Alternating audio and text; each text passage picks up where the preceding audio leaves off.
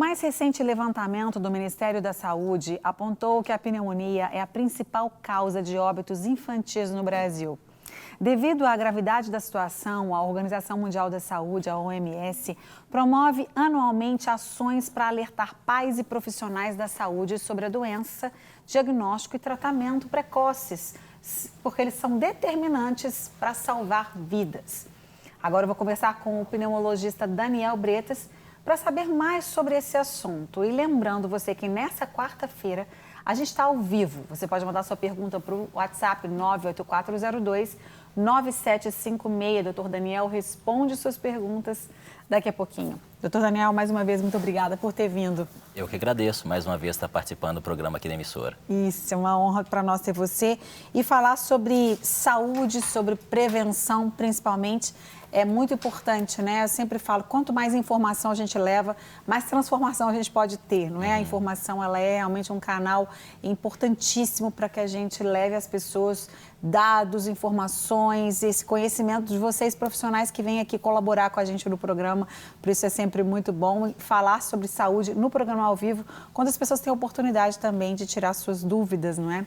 Bom, vamos começar explicando então o que é a pneumonia, porque as pessoas falam muito, pneumonia, mas muitas vezes confundem até com outras doenças relacionadas respiratórias, né? Sim, na verdade, assim, a pneumonia é um termo bem genérico que englobaria doenças inflamatórias no pulmão, que podem ser causadas por vários agentes, desde agentes virais, bacterianos, algumas exposições a agentes tóxicos, doenças autoimunes podem dar pneumonia, alguma doença de sensibilidade maior do pulmão. Então, é um quadro inflamatório e que, na grande maioria das vezes, quando a gente for abordar a pneumonia aqui, a gente vai estar falando sobre pneumonia infecciosa, né? Basicamente viral e bacteriana, mas que pneumonia, de uma forma geral, pode ser causada por uma série de outros agentes também. Sim. As pessoas costumam dizer assim, a pessoa estava gripada e virou uma pneumonia, se tornou uma pneumonia. Isso pode acontecer ou são dois tipos diferentes de doenças desassociadas ou elas também podem realmente estar associadas? É muito comum você ter infecção viral no primeiro momento e, na verdade, seria um fator de risco para o desenvolvimento de uma infecção bacteriana posterior. Então, as infecções virais, basicamente, levariam a um quadro de uma fragilidade maior, em que, no segundo momento, haveria uma sobreposição de um quadro bacteriano e que desenvolveria os quadros de pneumonia posteriormente bacterianas. Por que esse índice, doutor Daniel, é tão alto de mortes por pneumonia?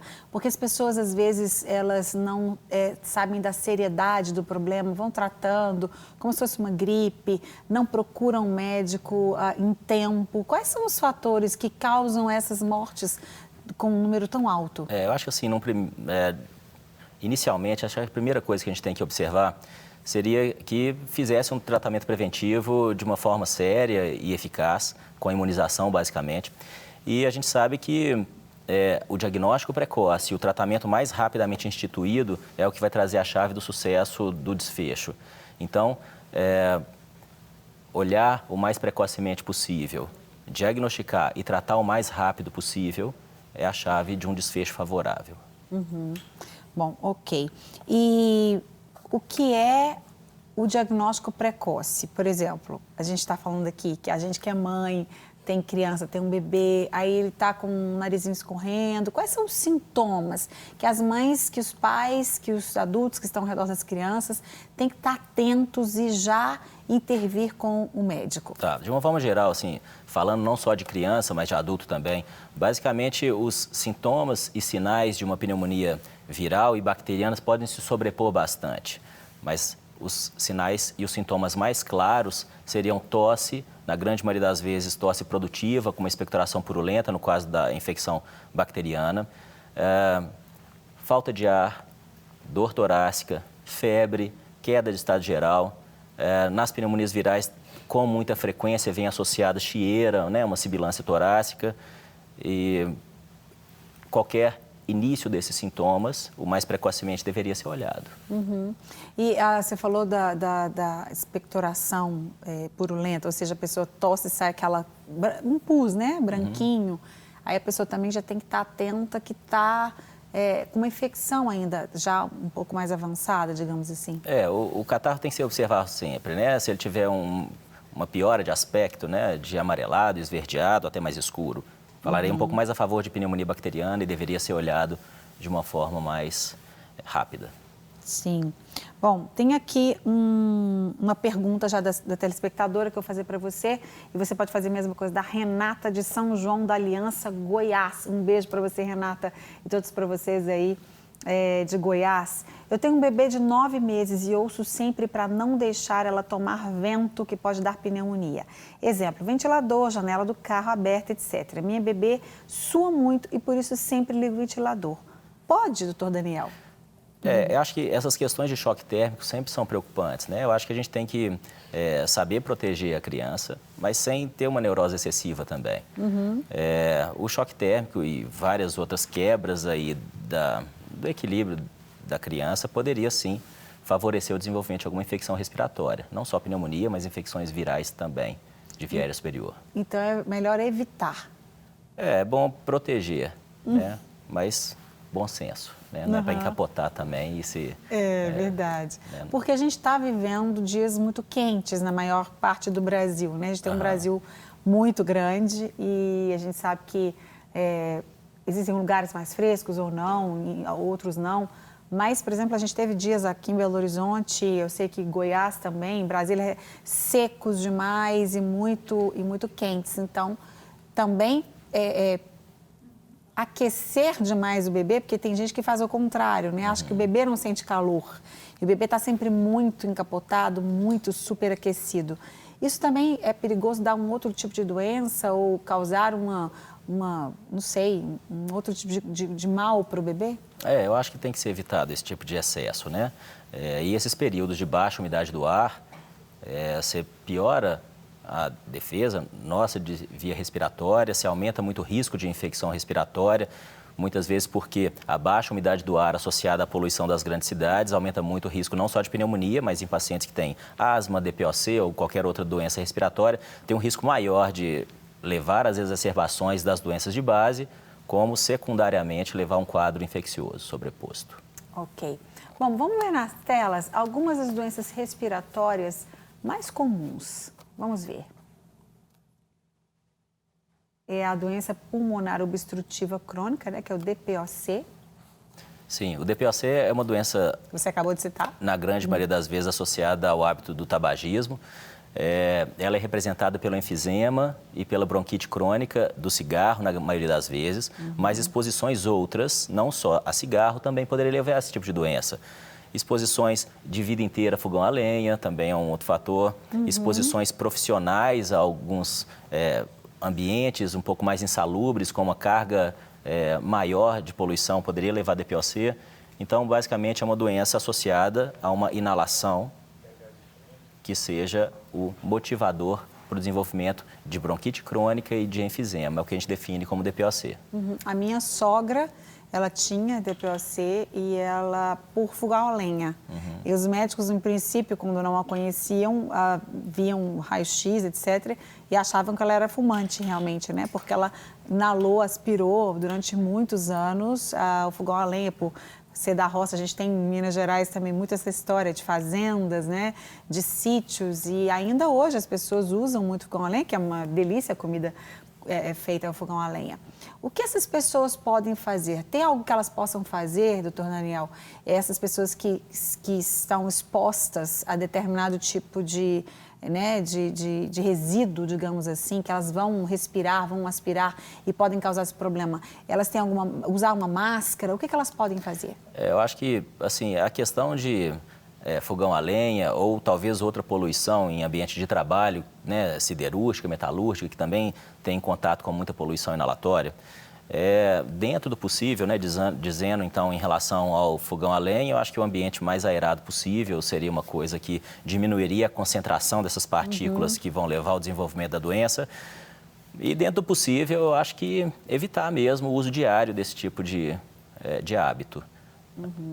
E a questão do DPOC em si, você falou a respeito do raio-x, a gente consegue identificar achados que surgiram DPOC pelo raio-x de tórax apenas em fases tardias. Na grande maioria das vezes, o raio-x de tórax não se presta a um diagnóstico inicial. para dar o diagnóstico da doença e para a gente fazer um segmento mais adequado, a gente lança mão de um exame chamado espirometria, que é uma medição de fluxos e volumes pulmonares, através do qual a gente dá o diagnóstico e consegue fazer o acompanhamento posterior. Ok. Então vamos lá para a segunda, câncer de pulmão. O câncer de pulmão, ele tem uma associação forte também com tabagismo e com poluição de uma forma geral, mas não é específico dessa situação. A gente tem vários tipos de câncer, em várias situações é possível você ter câncer de pulmão sem o paciente ter tido o hábito prévio de tabagismo. Doença que também o diagnóstico precoce vai ter uma chance de não só cura, ou de talvez um tratamento mais eficaz. Então, acho que deve ser buscado a todo momento a gente fazer um diagnóstico inicial mais rápido. Com certeza. Nós temos a terceira, que é a fibrose pulmonar. Fibrose pulmonar também é um termo bem amplo, engloba várias doenças que poderiam levar à fibrose. Tem fibrose que está associada a doenças multissistêmicas, doenças orgânicas, autoimunes que podem levar à fibrose, exposições a antígenos inalatórios, principalmente antígeno associado a passarinho, a mofo, isso tudo pode levar a uma doença chamada de pneumonia de hipersensibilidade, que num segundo momento pode levar a fibrose pulmonar. Tem um tipo de fibrose, que é a fibrose pulmonar idiopática, que tem uma correlação com o tabagismo, e alguns medicamentos também podem levar à doença intersticial fibrosante. Ok, vamos mais uma, gripe H1N1. Essa é uma que as pessoas ainda acham que é uma gripe comum, mas que mata muito também, né, doutor Daniel? Hoje em dia, assim, a grande maioria das infecções virais que a gente tem, desses resfriados e infecções que sintomaticamente são classicamente virais, já, na grande maioria das vezes, já são causadas pelo H1N1. É fato que a gente lança mão muito fortemente de vacinação para a gente fazer um tipo de tratamento preventivo e evitar esse tipo de infecção, que basicamente é outra que, o quanto antes identificar e fazendo medidas suportivas, hidratação, analgesia e evitar as complicações, eu acho que a gente conseguiria ter uma evolução melhor. Com certeza. Bronquite. Bronquite, outro termo extremamente genérico, né? Na grande maioria das vezes correlaciona-se a bronquite à asma, mas que conceitualmente bronquite seria qualquer inflamação brônquica e a asma seria um tipo de bronquite. Na verdade, a gente poderia ter alguns gatilhos que pudessem levar a bronquite, principalmente cigarro. O cigarro leva a uma bronquite crônica, né?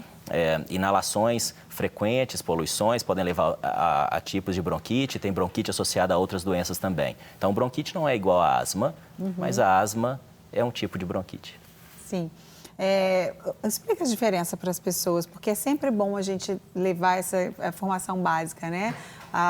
Você acabou de falar resumidamente, né, que as pessoas sempre acham, bronquite asmática, asma, bronquite, sempre há essa confusão entre os dois, né?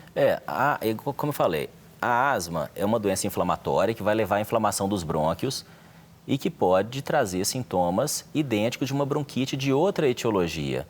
Por exemplo, infecções virais também podem dar sintomas idênticos à asma, né? Então, uma infecção viral poderia dar sibilância, falta de ar, opressão torácica, da forma com que a asma faz, mas que nesse caso é o vírus que está levando uma injúria na sua via respiratória e trazendo esses sintomas todos, né? Poluições também podem levar a bronquite, mas não seria asma, né? A asma é uma doença específica, inflamatória de via aérea, mas que a gente tem outras possibilidades que podem trazer sintomas iguais.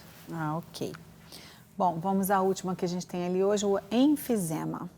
Enfisema. Enfisema é a representação anatomopatológica, né, de destruição pulmonar que acontece no DPOC na grande maioria das vezes, né? O enfisema, então, ele é um dos pilares do diagnóstico do DPOC, que basicamente vem associado, na grande maioria das vezes, à bronquite crônica associada ao cigarro. Como eu falei, não só cigarro poderia levar a enfisema. A gente tem doenças autoimunes que podem levar a enfisema, a gente tem outras poluições inalatórias que também poderiam levar ao enfisema, que é uma destruição do parênquima pulmonar e que, num segundo momento, vai levar a falta de ar cada vez mais progressiva, tosse, cansaço, né, e toda a sintomatologia. Ok. Vamos fazer pergunta dos telespectadores, então a gente vai para a tela depois, Flávia, nesses dias quentes, a minha filha está resfriada. Ela tem 2 anos. Deixá-la só de fraldas pode piorar o quadro viral e evoluir para uma pneumonia? Flávia de Belo Horizonte, beijos, Flávia. Então, eu acho assim, essa questão de tentar diminuir a questão de pneumonia bacteriana, eu acho que talvez a atitude mais eficaz seria a imunização. Então, se a pessoa tiver o cartão vacinal em dia e seguindo todos os passos de imunização, eu acho que a primeira informação para que você consiga prevenir essas doenças infecciosas de uma forma geral. É claro que a questão de deixar a criança molhada, exposta, isso tudo, sim, pode ser que aumente um pouco o risco. Mas, basicamente, o que vai prevenir de uma forma mais eficaz é a imunização. Ok. A exposição à poeira por um longo período pode ser prejudicial? É o Taylor de Betim. Beijo, Taylor. Sem dúvida. A gente teria que, na verdade, diferenciar um pouco o que seria poeira, né? A gente tem poeira, talvez, de um ambiente profissional siderúrgico, que pode levar a um tipo de doença. A gente tem poeira orgânica, por exemplo, pacientes que moram em ambiente rural, que têm muito contato com galinheiro, com estocagem de grãos, com ração, com mofo. Isso tudo também cria um ambiente de uma poeira orgânica que pode levar a um outro tipo de doença, que seria uma pneumonia de hipersensibilidade. Então, poeira, de uma forma geral, pode levar a problemas, mas as poeiras são diferentes, né? Seria poeiras inorgânicas associadas à poluição, poeiras orgânicas levariam a um outro tipo de doença, mas sim, são deletérias, sem dúvida nenhuma. Ar-condicionado, né, é uma via muito grande, as pessoas têm que fazer limpeza constantemente. Sim, ar-condicionado, assim, pode ter, em algumas situações de uma limpeza não adequada, pode trazer alguns tipos de infecções respiratórias também e alguns tipos de pneumonia de hipersensibilidade também, por alguns agentes que podem estar ali se não estiver fazendo, né, essa limpeza adequada. Tem pessoas que trabalham, quer dizer, 8 horas por dia, todos os dias, naquele ambiente com ar-condicionado. Quer dizer, as empresas e as casas também têm que tomar cuidado com essas, porque às vezes acaba passando, limpa a casa, né, limpa a poeira, mas os equipamentos são transmissores, acumuladores, né, de poeira e que, como você disse, podem trazer essa sensibilidade toda, né? Verdade. Assim, acaba que ar-condicionado hoje é uma coisa quase que inevitável, né? Quase todo mundo em seu ambiente de trabalho vai ter contato com isso. Resta ter seu cuidado específico de manutenção. Ok. Só mais uma pergunta por enquanto aqui nesse bloco. A pastora Márcia, uma pneumonia pode levar a ter asma? Está fazendo uma pergunta, é o pastor Antônio de São Miguel do Passa Quatro, Goiás. Obrigada, querido, pelo carinho e pela participação, viu? Então, a pneumonia, ela pode trazer sintomas que vão mimetizar um quadro asmático. Então, assim, a pneumonia pode levar a chieira, a cansaço, como a asma faz, mas que por si só pode ser só a infecção que está levando a essa chieira e não ser asma. A asma é uma outra doença, mas que, olhando por um outro lado, o paciente asmático tem um risco maior de pneumonia e, sim, as coisas podem se sobrepor em determinado momento. Ok. Vamos assistir um VT agora juntos? Domingo, dia de descanso. Não para este grupo. É assim, com música e alegria, que o Ministério Curando com um Sorriso começa suas visitas pelos hospitais de Belo Horizonte. Se enfeitar, pintar o rosto, vestir a criança que habita em nós. Quando a missão é nobre, vale todo o esforço. Levar a fé com alegria, fazer com que as pessoas realmente conheçam Deus verdadeiramente e que elas não se sintam sozinhas. E é isso que a gente vem trazer, amor para as pessoas. Impossível se sentir sozinho no mesmo ambiente onde esse ministério da Igreja Batista da Lagoinha está. Há quase 20 anos, por onde passa, deixa os corredores coloridos e dá voz à esperança. Gostei muito, me fez mais feliz, acalmei mais. Gostei bastante. A gente vê que no olhar dela vem a esperança, o renovo do Senhor na vida delas, e isso é gratificante. E também ver as crianças, mesmo doentes, a alegria delas no rosto, isso paga tudo, não tem preço.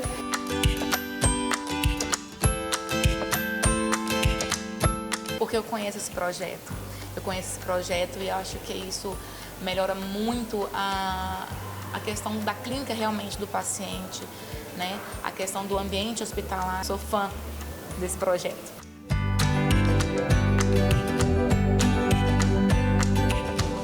Ritmo e movimento, música e oração.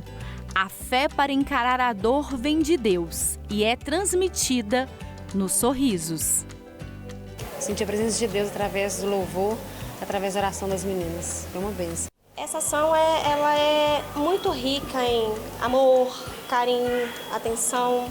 A gente gosta muito dessa ação que vocês fazem, né? Porque é um momento de alegria diante do momento de tristeza que eles estão passando aqui dentro. Deixa a gente feliz também. Eles acham bacana, acham legal, alegra o povo, traz uma palavra de conforto, né? Eu já sou animada, com eles eu animo um pouquinho mais.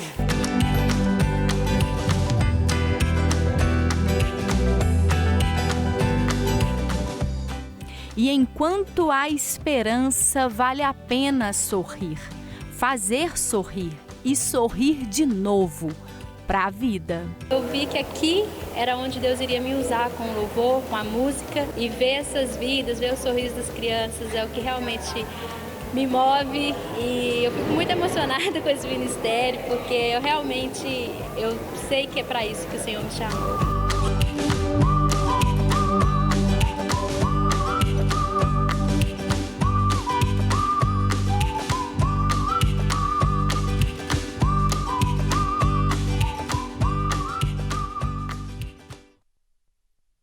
Que lindo trabalho! Beijo para vocês, queridos. Parabéns. Continuem assim, levando muito sorriso, muita alegria a essas pessoas nesse momento tão difícil, né?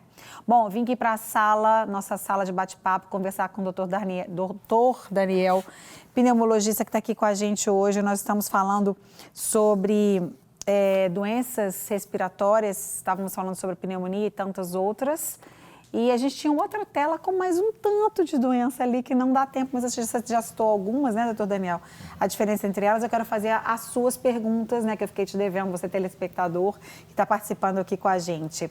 Bom, a gente tem aqui a Rosinha do Quebra-Pé em Castro Alves, na Bahia. Beijo para vocês, baianos queridos. Ó, gente arretada de boa, de cheiroso, um cheiro para vocês. O que causa asma e quais são os tratamentos, doutor Daniel? A asma é uma doença sem uma causa definida. Trata-se de uma doença inflamatória da sua via respiratória. Os tratamentos hoje são vários e eles se baseiam em terapias broncodilatadoras, né, que vão aumentar então o calibre da sua via aérea e principalmente medicamentos que são anti-inflamatórios para essa via respiratória. E a grande maioria deles baseia-se em corticoides inalatórios. O tratamento tem cada vez mais tendo dispositivos mais práticos, posologias mais cômodas para que se tenha um tratamento mais eficaz e uma aderência por parte do paciente maior, que é uma pedra fundamental no bom controle da doença. Ok. Bom, a gente tem aqui um recadinho bem diferente. Olá, Márcia, assisto de Córdoba, Argentina. Muito bom o teu programa, Deus continue te abençoando. Muito obrigada, querida. Não falou seu nome. Manda outro recadinho falando seu nome, querido. Obrigada pela companhia. A Maria do Palmares, mesmo sem gripe e resfriado, fico chiando. O que pode ser? Beijo, Maria. Tá aí uma situação que tem que ser pesquisada realmente. Se nós formos olhar, chieira torácica, sem nenhuma associação com nenhuma doença infecciosa, sem gripe, sem nada de via respiratória, a gente tem que afastar a possibilidade, ou confirmar mesmo, a possibilidade de asma, lembrando que não é tudo que chia que seja asma. Existem outras doenças pulmonares que podem levar a chieira torácica também. Mas na situação dela, tem que olhar realmente, porque pode ser asma, como pode ser outras doenças várias. Ok. Dormir com o ventilador ligado faz mal? É o William de São Gonçalo do Rio Preto. Beijo, William. O problema do ventilador é muito de levantar a suspensão que está no seu ambiente. E talvez com pessoas que sejam mais susceptíveis do ponto de vista de alguma sensibilidade via respiratória, poderia desencadear crise de asma ou qualquer outra piora e exacerbação do quadro de base. O ideal seria, nesses momentos de tempo mais seco, alguma umidificação de ambiente, mas que o ventilador diretamente direcionado para a pessoa não seria o melhor. Até porque às vezes o ventilador está com poeira, né, também. O ambiente inteiro, né, com poeira. Verdade. Gostaria de saber se tosse seca sem catarro pode causar danos aos pulmões. Sou do Ceará, Aratincum. Roselane, beijo para você e para todos vocês do Ceará. Terra delícia. A tosse é a representação de uma doença, né? A doença em si pode sim prejudicar essa parte pulmonar. O ideal seria que, através de uma anamnese bem colhida, de um exame físico bem feito e de exames posteriormente realizados, que se faça o diagnóstico correto para você tratar especificamente a causa da tosse. Ok. Tenho fungo nos pulmões, gostaria de saber qual o tratamento indicado. Francisco Pereira, de Roraima. Beijo, Francisco. É pergunta extremamente ampla do ponto de vista de infeccioso. A gente sabe que vários fungos podem dar problemas respiratórios, né, e infecções pulmonares. Então, a gente teria que saber exatamente qual tipo de fungo especificamente, já que temos paracoccidioidomicose, tem aspergilos, tem outras etiologias fúngicas que podem dar infecção pulmonar. Então, saber exatamente que tipo de fungo que é para a gente determinar qual tipo de tratamento a ser realizado. Ok, vou convidar você, doutor Daniel, para a gente ir ali para a mesa, se der tempo. Enquanto a gente vai, fala para a gente sobre vacinas. Vacina. É essencial a vacinação, né? Tá um cheiro maravilhoso aqui, ótimo. Não, tá perfeito. Falando de respiração, a gente tem que respirar bastante esse cheirinho bom, né?